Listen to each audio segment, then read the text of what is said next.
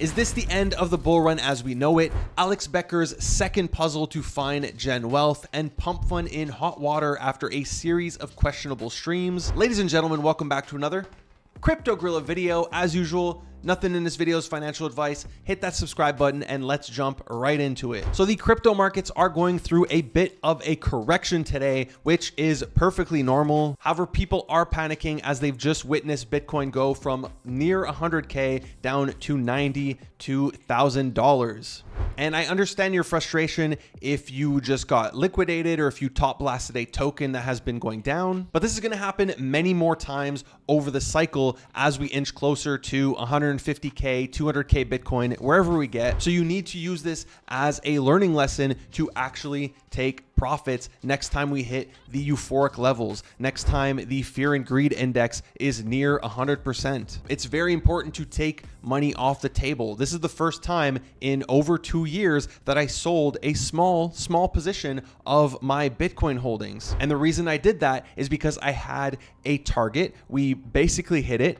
And my rule is when we hit that target to sell. And I ended up getting lucky as we did hit a local top. And don't get me wrong, I think we are going much higher this cycle. And I did question myself, what if we go to 120K Bitcoin? But when you have rules, you need to follow those rules. Now, I also think the opposite can happen here, and that this dump is potentially not over. I think it's very possible we go to sub $80,000 Bitcoin, in which case Memecoins and altcoins are going to see a lot of blood. However, I'm ready with cash on the side to buy up the dips on my favorite altcoins. However, even if we do dip that low, I think it's going to be very short-lived, like a week or two max. I do believe December is going to be very bullish for crypto in terms of price action. And if seeing all the red across the charts is scaring you, just zoom out. We are still very much in the green across the last week, the last month, and the last year. And if you're one of the newcomers who top blasted over the weekend,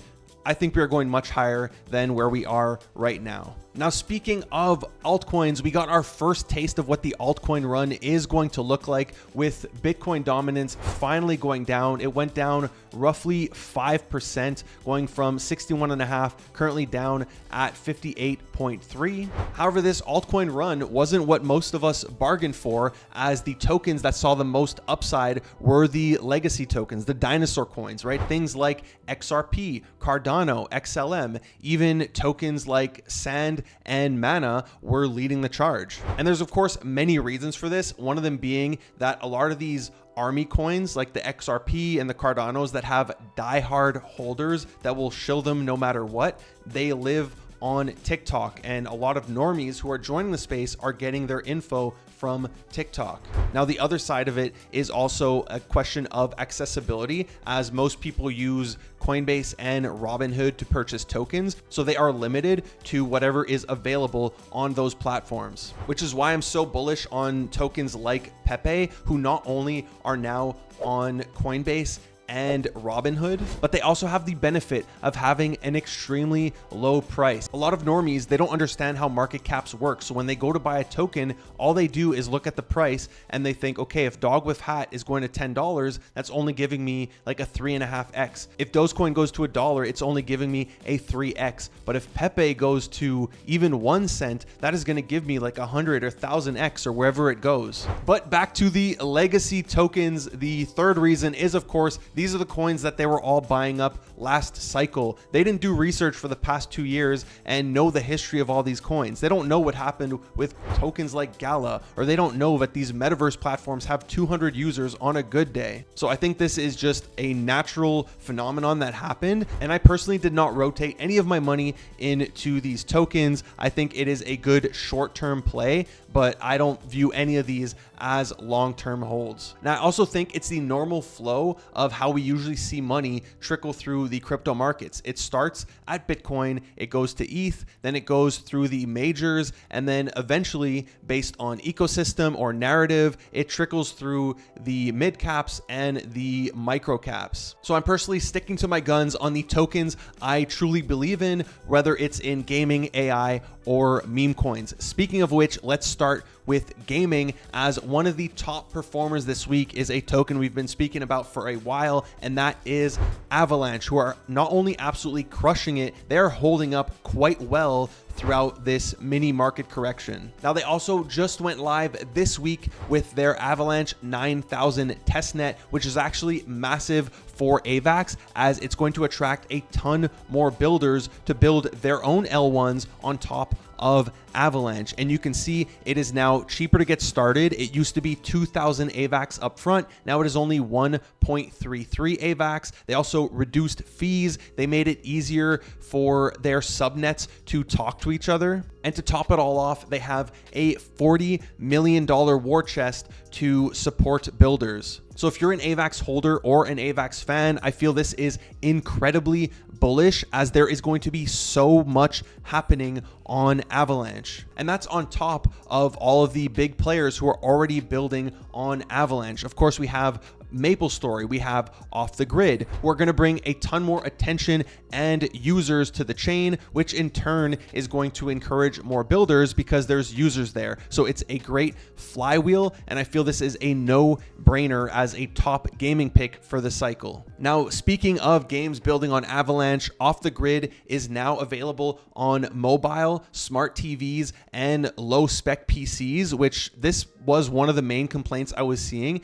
that to play Off the Grid, you needed like a high-end rig. So you can now get around that with cloud gaming. I've personally never tried cloud gaming, so if you have, let me know what your experience is with it in the comment section down below. But it's great that they're just making their game more available or accessible for more players, which is going to lead to more on-chain activity, which, even though I didn't invest into the Guns token or anything, I want the token to be successful, as I think it's going to spark a gaming bull run for all of our other gaming bags. But switching gears here a little bit, diving into Memecoins, we have the second Becker puzzle that is happening this week on Thursday after 6 p.m. Eastern. He's going to live stream it for his YouTube channel. However, if you want to participate, you are going to need a World of Warcraft account, as you are going to have to jump into a server that he's going to post. And be careful, make sure you are only interacting with Becker tweets.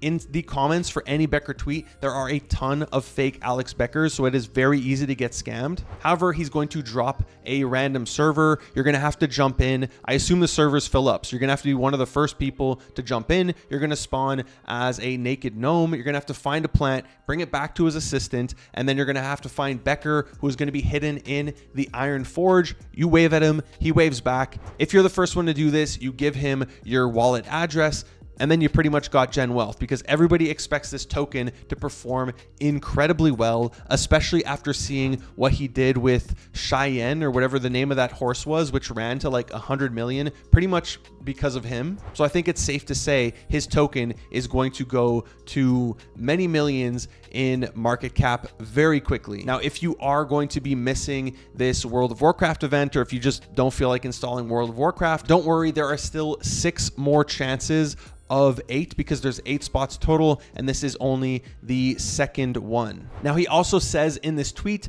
that he is going to be releasing a video that is going to have hints towards the time and location of the Memecoin drop, and there was actually already a hint that was released last week. I don't think anybody solved it, but it's in his Friday video. Now, I do want to say I find it peculiar that he does mention location, and he's also mentioned location multiple times in that document that he released, because he says it's either going to be pumpfun or a platform that I trust. And I have this theory that this whole Memecoin launch is actually setting up something way bigger, and it's not even about the Memecoin. The Memecoin is just a marketing campaign for him launching his own platform. If you remember the original tweet, 2 days he tweeted this before ever talking about a Memecoin. He says he's working on a new project, and he mentions it's not a coin, it's not an NFT, it's free to sign up for. You don't have to buy anything from him in order to use it, and it's not a clone or anything. Nothing out there exists. So it got me thinking, maybe he's doing all of this to launch his own version of pumpfun. Not exactly pumpfun, because he said it's not a clone, but why would he be doing all this? Why would all of a sudden he be getting into meme coins and start bull posting meme coins, and now he wants to launch his own meme coin where he's not going to make any money from it. What does Becker do? Becker launches companies. His previous company, Hyro, sold for $100 million, and now he's probably looking at pumpfun and seeing they've made close to $200 million in a very short period of time. So why wouldn't he try to capitalize on this and try to get some of that money for himself, especially with his brand and his platform and the amount of attention he gets when he does anything? So this just feels like a marketing campaign, and it's the perfect campaign, right? Hunt for money. People are going to come for him instead of him having to go to them and shill them something. And he's essentially repeating the Neo Tokyo playbook where he did a hunt for 2 different seasons of the whitelist for his NFTs, which allowed him to build a massive community. So that's my theory. I also have ideas of where I think he's going to be launching it. I'm not going to put it in this video because it's a hunt and there's only 8 spots. So if that's one of the answers, I want it. But to double down on this, and I understand this might just be because of what's going on with pumpfun, but he started planting the idea here that he might not launch his meme coin on pumpfun. And of course, this has to do with all of the weird stuff happening on pumpfun with the live streams. They have zero control. You're pretty much allowed to do anything you want. And we are seeing people start to threaten to hurt others, threaten to hurt themselves to get their token to pump, because when there's money involved, people are going to do anything. So with the amount of money that pumpfun has made, a lot of people are saying, oh, they don't care, they're rich.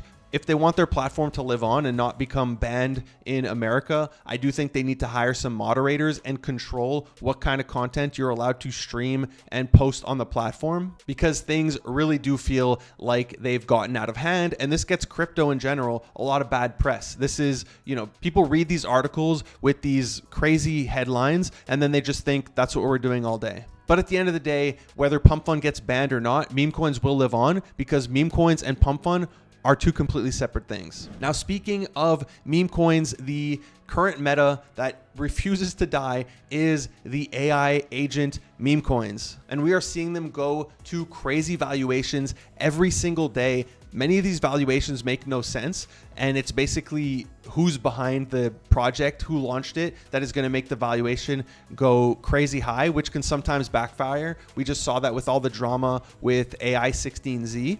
However, meme coins in general, like, why are these meme coins at billions in market cap? And same thing for games. Why is an individual gaming token at such a high market cap? In this market, things go very high. However, one of the projects that launched this week that went to crazy valuations is this like slop father thing. You could see these are 1-hour candles. Within 2 hours, it went to 52 million. If I don't count the wick here, it went as high as 77 million market cap within 2 hours. And looking at the Twitter, like, I don't know, this is the least impressive thing it's really not impressive. It's like the same video over and over of this bot, and he's just saying different audio cues. So I really didn't understand this one. I get it. It's like the team behind it that's bullish or whatever, but this stuff is getting way out of hand. And we also have this UBC, which launched yesterday. I completely missed this one and I have not done the research into it yet. But as you can see, it's currently sitting at a $91 million market cap, and it hasn't even been out. It's been out for roughly 12 hours. So these things are going to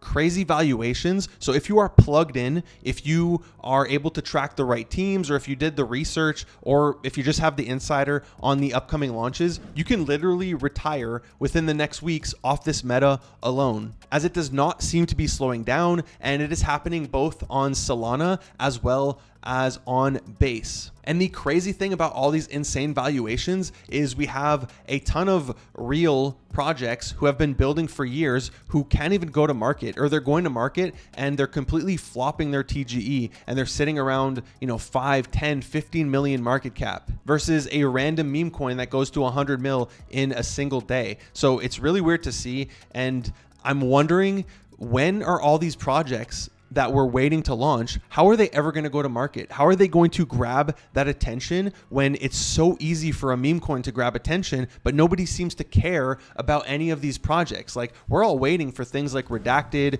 Chronoforge, PlaySomo. Like, PlaySomo raised above 100 mil market cap. What's the plan?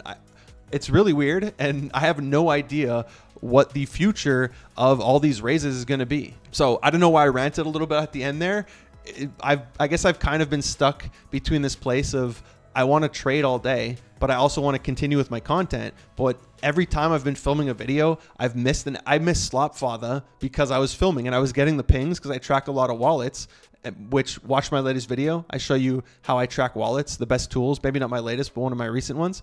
Anyways, and I'm missing trades because I'm making content. So it's really rough. And you kind of have to be online all the time. I don't even want to leave my chair to go get groceries or anything. So this market is wild. I think there is so much opportunity. And if you are just locked in and you focus on one niche especially, I think you can do insane things and print insane money. So all that to say, ignore the current downtrend in the crypto market. I think it's temporary. I think in a few weeks from now, we are going to be way higher than where we currently are. So don't lose hope. Don't give up faith on your conviction plays. That's it for today's video. I hope you enjoyed it. I hope I didn't rant too much. It was a bit all over the place. If you enjoyed it, be sure to give it a big thumbs up. If you haven't already done so, would you kindly hit that subscribe button, smash that bell notification. Thank you for watching the Crypto Gorilla. Peace.